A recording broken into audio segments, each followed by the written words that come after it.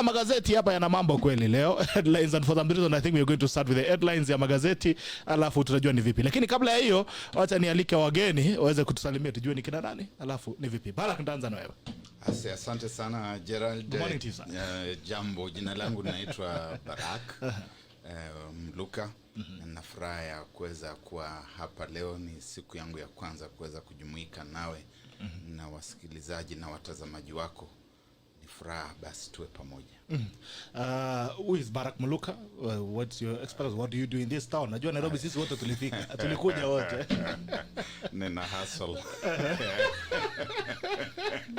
Kila mtu anasema ana hustle. Mimi nina hustle. Mimi ni communications consultant. Niko na Midas Touch Media. Wow. Na hata wewe naweza kufanyisha consultancy kidogo na wengineo wote ambao wanataka mambo ya mawasiliano. Pia ni mwalimu wa mambo ya mawasiliano. Ni mwalimu pia. Ndivyo. Ni vizuri kukuona. It's good to see you, sir. By the time unatoka utakuwa umetufanyia audit ya hii station, tuambie what we need to do better, but you're not going to charge us. Kwamba unazungumza lugha ya walio wengi na vitu kama hivyo ndivyo unipendeza. Kiswahili unitatiza, lakini Kiingereza nacho unitatiza zaidi. Kwa hivyo ni furaha kuweza kuapa na kuweza kuzungumza kwa lugha iliyo ya wengi. Thank you so much, sir. Asante sana. Really appreciate. Wacha tukimbie kwa EKURU. EKURU, good morning. Morning, Gerald. How are you? And thanks for the invite again. Yes. I'm happy to come back again. Yes. Najua umekuwa chairman wa sheria wiki Friday, unapatikana kila wakati. Yes. Wacha tukimbie kwa Steve Ogolla. Huyo ndio mgeni. Steve Ogolla, good morning. Morning. Ndio utaanza sasa introduction. Tuambiwe ni nani. Like Barrack, I always say I went to school to speak English. Nice. And wear a suit like this, so when I grow up I want to be like Steve. Steve Ogolla, an advocate, governance enthusiast. Wow. Yeah. Okay. It's good to see you too. This is your first time on the tackle. Asante. And I hope you'll come more. Najua tangu EKURU waonje. Hajai wacha kuja. You guys as well. As you can see, I honored the first and only invites. I think it's not really about me, it's about you. Thank you, sir. We'll be having you more often. Yeah, now when you roll up next month, we'll be having you. Every Friday, we will having the same panel. Tutakaa chini na EKURU kando kidogo, akufanyia orientation, alafu basi. Officially. Now, for some reasons or for no reason, I think we are going to start with the headlines. Naona magazeti leo na mambo. On the People Daily, there's a story about a guy who was passing by KEMSA. I don't know if you've seen it. No, I haven't. You have not seen it? Have you seen it? Since I was told magazeti ni ya nyama, I try to avoid them. And since the headlines are used to choreograph where the country. So since Muluka ameiona, tutaanza naye Muluka. Kuanzia sasa nitakuwa nikizunguka hapo KEMSA kila wakati kwa sababu huyu jamaa alikuwa anapita tu, anazunguka hapo, anapita katika pitapita za hapa na pale. Na akaona watu wanapanga na wanapiga foleni. Akaambiwa, akauliza nini inaendelea hapa? Eti watu wanapewa tenda. To supply PPEs na vitu vinavyohusika na COVID-19. Kufika hapo akasema na mimi pia ninaweza kupiga foleni. Sema ndio, piga foleni. Basi akapiga foleni. Akafika kule ndani, akaulizwa umewahi kusupply kitu chochote? Ndio nilisupply wakati fulani. Kitu cha hela kama kiasi gani? Shilingi kama 400,000 hivi. Ambia basi sasa wewe tunakupa kandarasi ya kusupply PPE na vitu vinginevyo vinavyohusika na COVID-19. Na hii tenda yako ni ya shilingi milioni 180. Unaona hata inanichanganya kwa sababu ni nyingi sana. 180 million Kenya shillings supplies tender for PPEs. A fellow who is just casually. And what did he say earlier, that he had only supplied a tender for 400,000? $400,000. Yeah, a fellow who was just, as we used to say when we were growing up, perambulating lackadaisically. Alikuwa tu yani anazunguka tu hapa na pale, hakuwa na kitu ambacho sio kutangatanga na kumangamanga. He was perambulating lackadaisically. Akaambiwa kuja hapa So he's not hanging out in the wrong places. we walk in the wrong places. We should walk around Afia House, walk around KEMSA, and other highly placed government institutions. Unaweza angukia tenda. Utaangukia. But thinking about it, Muluka, is it that these guys think we are fools, or this is actually what happens in this country? I think tumefikia mahali pabaya sana. We are sitting in a very bad place. And the most worrying thing is that these things are becoming normal. We may joke about them, laugh about them, treat them with levity, but we are hurting. The health sector is sick, literally. You have got nurses and clinical officers on strike because of very basic things that any government ought to provide. And yet here is an individual who is allocated 180 million shillings to siphon off. This person was actually just a conduit. He was not an end in itself for a destination, the destination for these funds. These are public funds in times of tragedy, in times of adversity, which those who are charged with the responsibility to take care of our health abuse with impunity, and they know that nothing is going to happen to them. And then extend this thing to the fact that it's been revealed that those who are supposed to be the prefects, the watchdogs in the Senate, in the National Assembly, are implicated in the whole thing. What kind of absurdity is this? And then the rest of us, we don't go beyond lamentation, because even these disclosures, such as what the press has done, such as what I'm probably even doing now, it doesn't go beyond lamentation. I think we need to start being outraged sufficiently to say that we will go to the trenches and we will remove these people. EKURU, what are your thoughts? Well, you know, I'm surprised Kenyans are surprised at this behavior. Seriously. Because, you know, like Dr. Ojuang said in previous shows, you know, here is a story of a slave and master. We have all willingly accepted to be slaves in this country, willingly, and the master is telling us, master is doing what the master wants to do, and all we need to do is cheer. Like, the slave will go to the master and say, do you think I'm sick? It's not about them feeling the sickness. So I think we have normalized many things in this country. We have institutionalized them. Corruption has become, or actually I don't call it corruption now because in my mother tongue I don't know about Muluka and Ogolla, whether there's a word called corruption. But if you say theft, I think we should call it what it is. Theft of public money has become the norm in this country. And the culture of theft is now part and parcel of us. I think we should just call each other maybe EKURU theft, AUKOT, some theft, Ogolla, BARRACK theft, so that our middle name becomes just theft. And the reason the political leadership in this country is doing this kind of things, the public officers are doing these things, because Kenyans have allowed it. They have normalized it. And therefore, it is it's the norm. Nobody's being punished.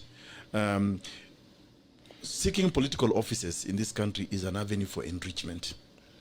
And if you look at some of the most ludicrous things that have happened in this country, I mean, even going back to, forget even about KEMSA. KEMSA for me is actually mass murder. What they are doing is actually committing mass murder. Because people who steal money meant for the sick, for the dying, in a pandemic such as this COVID-19, are actually committing mass murder. And I think we should, Ogolla, we need to petition our president, Nelson Avi. We petition the High Court to some of these people to be declared mass murderers. Because, you know, as you know, we are dealing now in a state where right now, the government requires of us to pay for NHIF. the National Health Insurance Fund. But they are saying in a pandemic like this, no, you're on your own. Private medical companies are also saying now, no, we cannot take care of that sickness. Meanwhile, even the free masks that were given by this man called Jack Ma, billionaire, have not reached the villages, you know. But in Ethiopia, I'm told they're in Ethiopia. But BBI collection forms are in the village, in the wards, with the chiefs. So there is a level of mediocrity in our country that we have actually accepted, that this is the way we do things, and maybe it's just about time we accept. Maybe we are all insane. This is probably Albert Einstein's definition of insanity. We're doing the same thing over and over again and expecting the same results. We are complaining over the same thing, the same people, same institution over again, and we expect results. Because on this story, how can somebody just be perambulating, as Muluka says, around KEMSA, and all of a sudden And they end up with a tender. and end up with a tender worth 180 million? It's I don't think that story is choreographed. I am sure this is an inside job, just like the NYS one, NYS 1, NYS 2. That a saloonist will walk into NYS and walk away with 40 million in a rucksack. Come on. We know government money is kept or controlled under a system called IFMIS, Integrated Financial Management System. So you cannot access money unless, of course, you know, the key decision makers, you know. But you see, this is the norm. Right from the top to the bottom. If they, you know, like they say, fish rots from the head. From the head. If the head of a fish is rotten or is rotting, then don't expect anything good on the bottom. Today, billions of Kenya shillings is lost from the very top. So who can moralize the guy in KEMSA? Who can moralize the guy in a parastatal, in a ministry, when the top government officers are actually themselves the culprits? Just need to look at the Auditor General report. It's not a EKURU AUKOT saying. Okay. Look at the Auditor General report. From State House, Office of the President, they cannot account for billions of Kenya shillings. So who can point a finger and say, Ogolla, you account for even, you know? Let us say. So sisi wote, tuseme tu hivi Gerald, sisi wote ni wezi katika nchi. Sisi wote ni wezi. Ogolla, the fact that actually parliamentarians can sit and listen to such stories. I was just moving around, then I got a tender. You know, the KEMSA haste fully highlights the inner drama of our governance system. A totally broken system, and one that is lacking in seriousness and merit. I mean, if you look at the procurement laws that we have in this country, how detailed they are, that if you want to supply some equipment to any government institution, you must meet certain pre-qualification requirements. For instance, you ought to have demonstrable capacity to supply wherever you want to tender from. And experience in that area, and your financial and technical proposal must meet the checklist that is always predetermined. So to walk in casually, lackadaisically, the way as Senior Muluka says, and then walk out with the tender, I think fully highlights our lack of seriousness as a country, but it's hardly surprising. I mean, I agree with the EKURU that even in our country that populates the leadership based on the co-option into the club of resource management rather than service provision, then you'll end up with this kind of dramas. And sometimes, you know, sometimes I get fatigued, and then I shift my focus to where it truly belongs. And I think it's time we probably just give these leaders also a break. Tell us, because he is not escaping. You know, I think, I mean, for me, this is the thing. Yeah.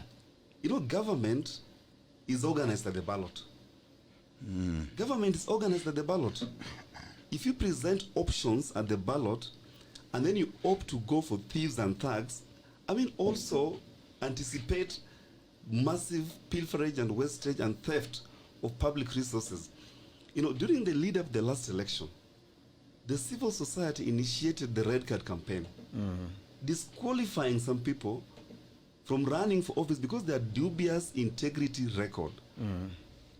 But since politics in this country is not organized around the ideology of service delivery, rather it's organized along partisan political lines, ethnic solidarity, co-option along financial, corruption and manipulation and homeboy mentality, you get to get leaders who do not deserve to be in those positions, and you get to discourage and demoralize leaders who would otherwise.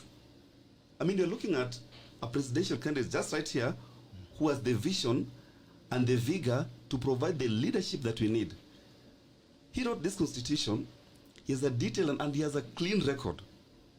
And you know, when people like EKURU present themselves for leadership, what you do is to mock them. Does he have the financial muscle to mount a campaign? And experts will tell you, investment over investment in money is part of our problems.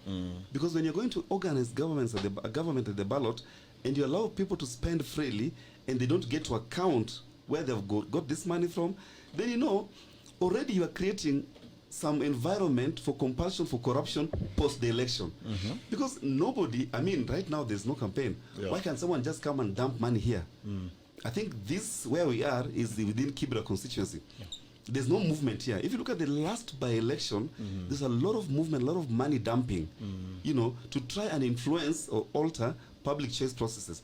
Then the very people who have been subjected to squalor and a life of desperation will pick that money, vote for those leaders, ignore leaders that have the right mindset and the framework, and then after the election, then they start complaining. I think I just want to caution Kenyans. I always vote the right way, and I make peace with that. If the majority want to vote for full Santa, it's fine. It's fine. It's fine. I think it's time it's about time we also begin reflecting at an individual level. And part of this conversation is to desensitize all of us from making choices based on ethnic solidarity, you know, or the influence of mind. Just a very quick rejoinder to what, and I want to remind Wakili Pia that there is the other reality in our country today. That one, the political leadership in this country have started the psyche of the Kenyan people.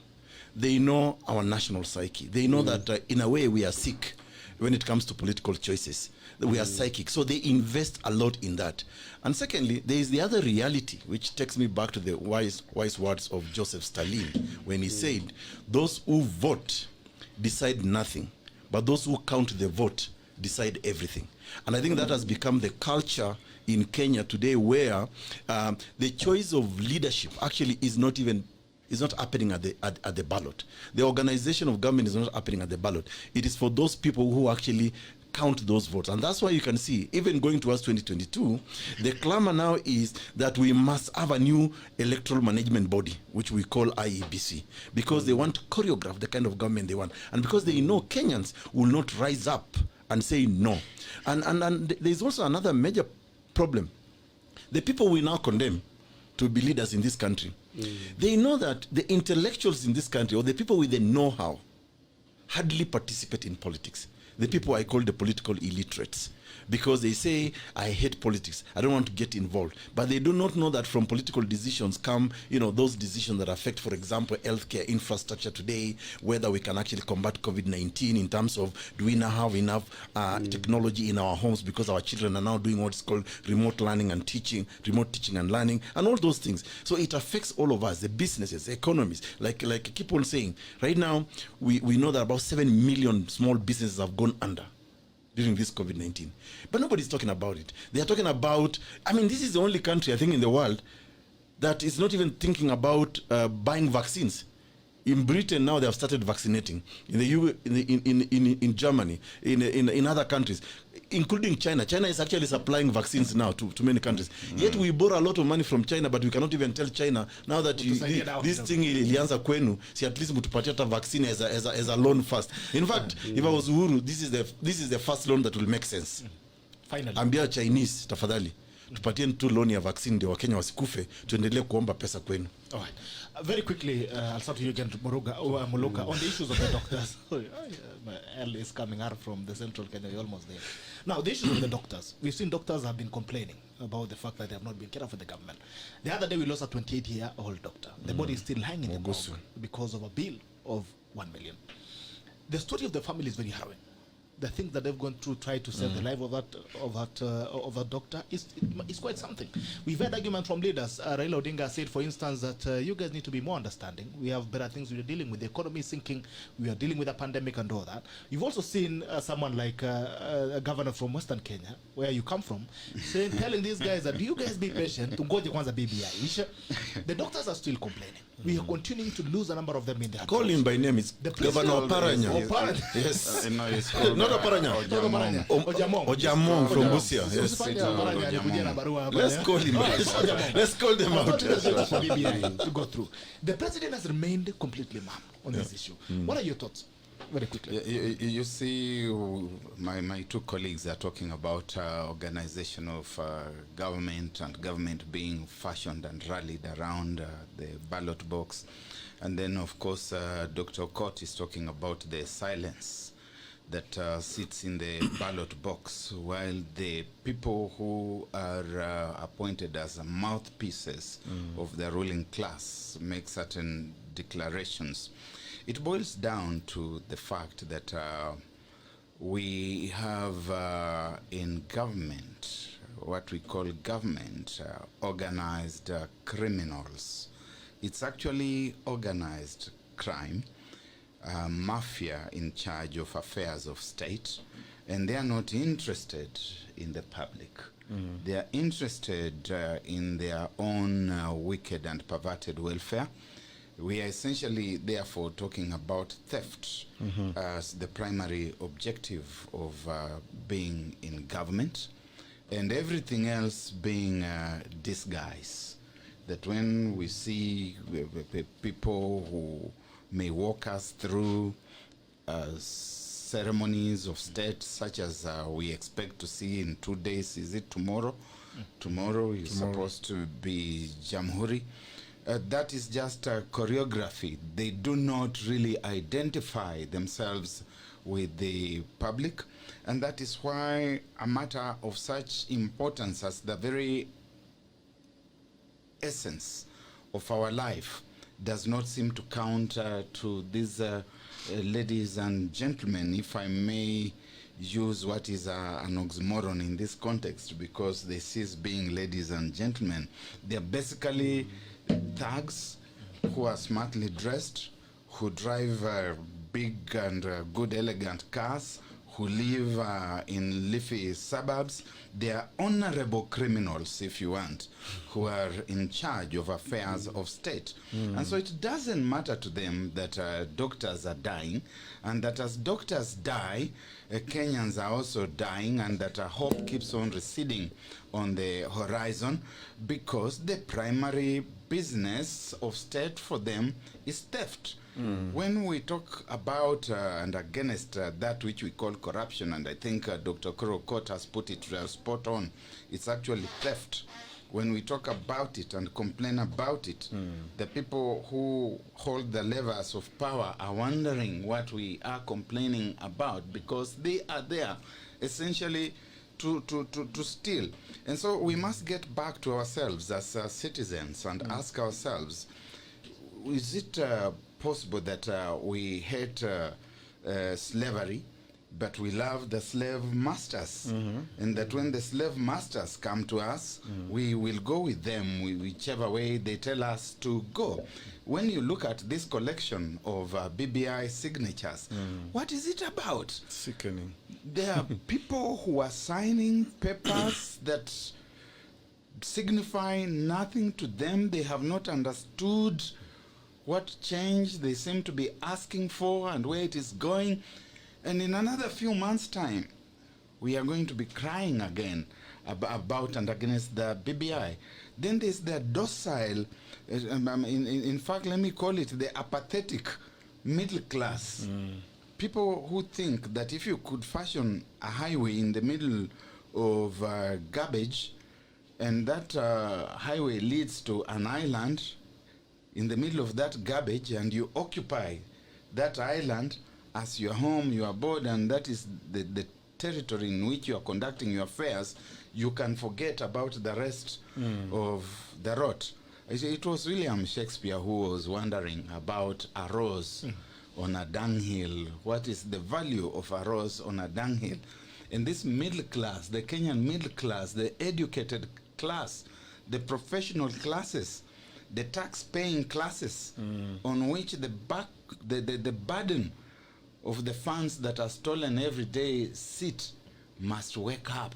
They can no longer start asking questions like, what is OGOLLA doing in politics? Why does he think he wants to become president?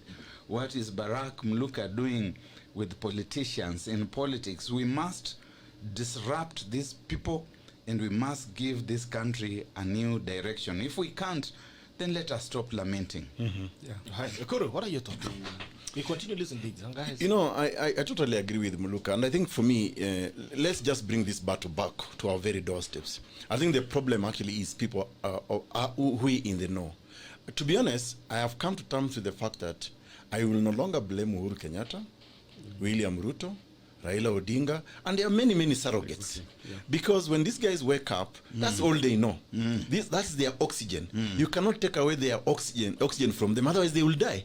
But you and I who wake up morning, drive to work, work very hard, make sure that our children go to school, make sure you pay your mortgage, make sure you support the extended family, and yet we are being overburdened. I mean, look, my experience during this COVID-19, and I mean, all of us here who we are professional in our own ways and we work hard, we know that many of us actually have had very serious financial deficit. We are actually on a survival mode in this country. So one of the things that I hope that we, the intellectual, the middle class, can actually do is to now ask hard questions. What are the priorities in this country today going forward? You know, that will even ensure that we have a country. Because the way we are going, to be honest with you, I'm getting scared actually.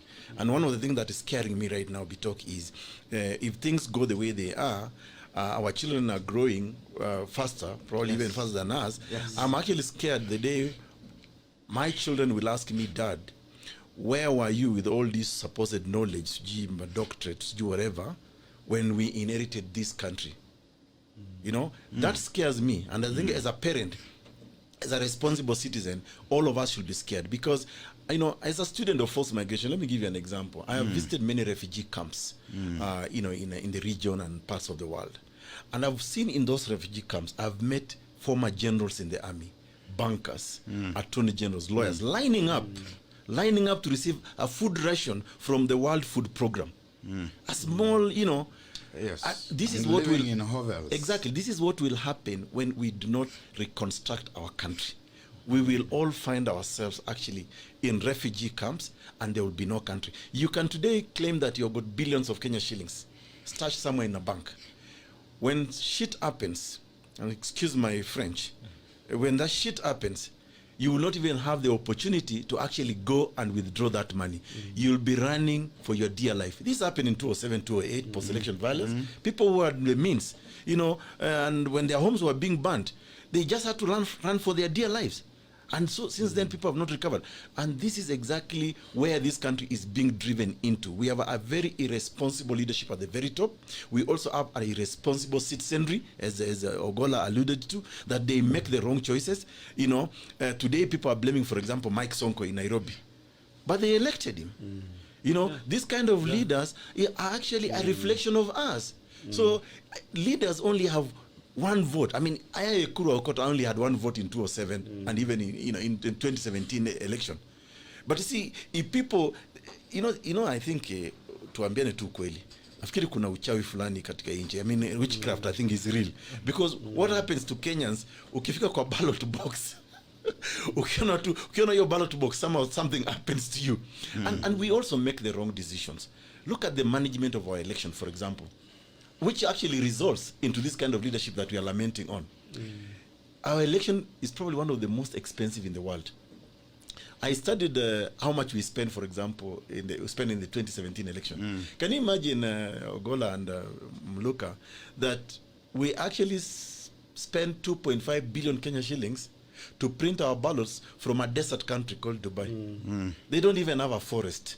Yet we have so many forests here in Kenya, and you know, paper comes from producing paper. But we cannot trust our own factories to actually print our ballots. But we put But that's not the point. The point for me is we put into the economy of Dubai 2.5 billion Kenya shillings. Wow. Every 5 years. Every 5 years. We put into the economy of France, was it 3.8 billion for those BVR kits. Yeah. Yet, France does not even use those BVR kits. In fact, France just goes to a A-size A4 paper and asks Muluka, you want to run? Gerald, you want to run? You want to run? Yeah. Some OGOLLA, you want to run? Wanaeka tu hapo, unaenda na tick. In fact, you vote as you go to work. They don't even close businesses. But in Kenya, it's a whole... Everything has to stop. it's a whole ceremony. And so for me, we need to re-engineer, reorganize even our mindset as a country, the way we make decisions. And if you look at the fallacy in Kenya, the idiocy, the stupidity of our people, that mtu wetu lazima akue bunge. Yeah. But you know, I wish I could even see many of my relatives lining up in State House, because now mtu wetu wako State House to receive some honors. Huwaoni But na kuna huo uozo. What are your thoughts, Steve? There's a serious problem of socialization and conceptualization of our participation in politics and governance. If you look at the way we are socialized, politics, and the panelists get it really well, politics, our participation in politics is because we want to get something out of it. yes. And so when we retreat back to our community, the way we are socialized is that we are sending one of us out there to go and get part of the national cake and begin to and redistribute it back here. So then it becomes it's about what you can get out there and then bring it. You know, the way some of us who come from Western region is like when you talk about going to Nairobi, Nairobi is considered like a huge forest. You just go to hunt, and then you're required to, you know, go and share the spoils back in the villages. I think there's a fundamental problem with that, because then it provides the firepower to the political elite to continue manipulating and patronizing the electoral, so that it's not possible for you to think beyond the ethnic political leaders, you know, that champion your cause, because no matter what they say, you've already characterized them and identified them as the saviors of the community, and you want to support them fully, so that when they go there, they have a higher bargaining power. Karisa Maida, I think in 2004, was it 2000? I think 2004, somewhere like that, he complained bitterly to his constituents at the coast that why don't you be like Luos? You know, to Luos, Raila is always right. He's always right, especially when he's wrong. So express that solidarity with us. And you know, there's a bit of desperation. There's a bit of desperation in the way we play our politics, because. And he was made the minister for... Yes. Is it... what was that ministry called? So, as long as we feel beholden to our political leaders, they'll continue manipulating us for their own partisan political gain. Now, the question of the integrity and the outcome of the electoral process, of course, you can expect the 2022 election will be more expensive, because the election is a function of trust. The lesser the trust in the system, the more expensive it becomes. You know, you want more security features because you don't trust IBC, fine. That comes at a cost. Yes. At that time, you say, oh, we pay. So then, you know, there's a moral and ethical concern. When you look at how much you're spending in election, I don't think it's even fair to blame the IBC for how expensive elections are. We should blame the political elite who create a climate of fear and doubt on the part of the election manager that then makes the election manager not to respond by increasing additional budget lines that we do not actually need. Germany conducted an election alongside a marathon. I mean, even in the US that is now being disputed, people are not on the streets. Yes. You know, they're just having conversations, expressing their views, but life is going on. I think we've not moved beyond Kriegler's observation that in Kenya, election is a matter of life and death, literally. I think Ghana is also a perfect I think this country has been Cote tested. d'Ivoire, same thing. Our capacity for barbarity is well established in this country. We can never doubt it. And I think if we don't change the organizing philosophy, the handshake hasn't even cured it. The handshake has just sugar-coated or we addressed it. The real problem actually is the problem of looking at politics and power as an opportunity to grab money, to grab wealth, and share a bit with your communities, but largely most of that wealth remains with the elite. And until we realize this, we will never be able to move beyond the current. This country will remain stranded at the margins of time because of the way we frame our participation in politics. And I agree with EKURU that the middle class in this country are a terrible disappointment. I mean, there are people who are totally removed from the reality that they pay taxes and they don't want to be involved in pressing for accountability. In fact, if I say that I want to run for political office, the first question the middle class will ask, do you have the money? Or am I unacheza too? You get? And if I come with money, they're like, yeah, fine, everyone wants money, you know. So it's fine.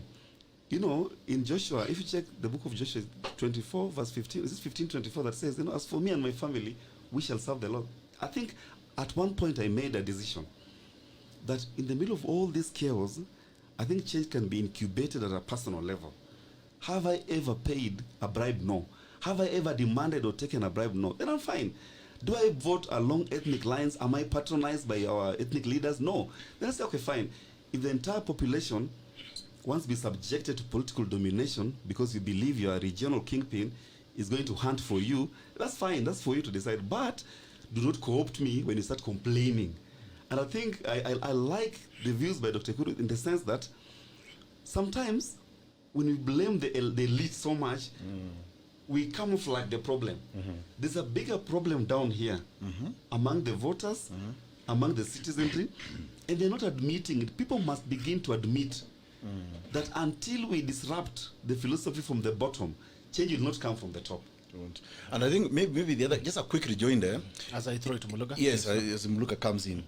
You know, I think part of our problem really is that even as we identify, and I think I'm just trying to enrich the argument by Wakili, even as we say that, okay, the problem is these guys at the top, who actually don't care anyway. They don't care. I mean, that we have to accept. But then we also have the vulnerable masses, yeah, who have fed some opium of sorts, and they become really political sycophants, politically sick. But the question is, and maybe now we need to bring this challenge back to us. Now that we know and we can analyze this, we can see, why don't we give leadership to these masses? It's about time now we actually get involved. How many of us, for example, I'm being practical now, how many of us actually sit down our families, our relatives in the villages and tell them, you guys, you now need to make this decision. You know, we must now give that leadership. We must rise up. Because for me, like OGOLLA said, some of the people who really beat me down in 2017 were my friends. People you hang out with, people you party with, you know, people you buy each other drinks, you know, your family friends, club members with. They told me, no, you're wasting your time. You're a Turkana, bana. How many numbers do you have? I swear, I was told that. So kutoka kwa watu, unatoa wapi kura? Kwanza Waturkana ni wangapi? And some of them even told me, but how many Turus are in Nairobi? You know? I was asked many ridiculous questions by colleagues who we are complaining about corruption, about the state of the roads. Nini. So anyway, Muluka, I think for me, all right, before we go to the conversation now, our good guy, Chief Justice is bowing out.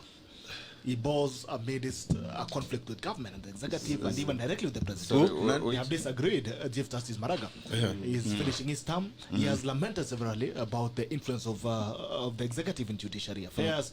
He's complained about budgeting and all these other things. But he says he's going out a proud man, and he's going to go and try in Nakuru. He's saying he's at peace with his conscience. Now, when you look at the things that he's been, he was the first person to not live an election in this country. I don't think it has ever been done before. It's historical. Yes. What would you say about this man who is going out with? Do you think he's achieved much? Little achieved, but a lot of integrity. Do you think he's achieved? I think to go out with your head raised high is itself an achievement. It doesn't matter whether the doubters of the day agree with you or come along. In the fullness of time, history is going to assess and judge this generation. And it is going to judge Chief Justice David Maraga in a most honorable and a most dignified manner. I think that is very important. He has fought a good fight. He has finished the race. And even as he goes into retirement, he has left us some very poignant words of wisdom. He has asked that we pray for the person who is likely to take over from him. And he has been able to diagnose the problem, the challenge, and place it before us. What he didn't do was to bring in the angle of eternal vigilance on the part of the citizens, basically because he's not an activist. We saw we had Chief Justice William Tunga, and many times the political class used to demonize him and say, oh, the Supreme Court is now populated by activists, by civil society. In fact, they even started calling it evil society. First, that civil society needs to wake up again and to pick up the thread where it left off. Part of the challenge was that in 2002, 2003, civil society was subsumed into government, and many of them, when they got into government, they also seemed to like that the taste of what they found on the gravy train. So we lost them. Then those who remained have also been arm twisted and have been hit largely into submission in the fullness of time. That is part of the challenge. Part of the challenge also is that this game is being played between the elite and the lower end, the massive population at the lower end. And there's the sleeping middle. This sleeping middle is what we must continue addressing, because no change happens when the middle class is complacent. When the middle class is deluding itself with the illusion of comfort that when the roads are bad, I can buy a four-wheel drive for myself. When the school system is bad, I can take my children to a private school. They say that when the hospitals are not providing the requisite service, I can go to a private hospital or fly out of the country. We must get to a point where we are seeking to have that which is best for ourselves here.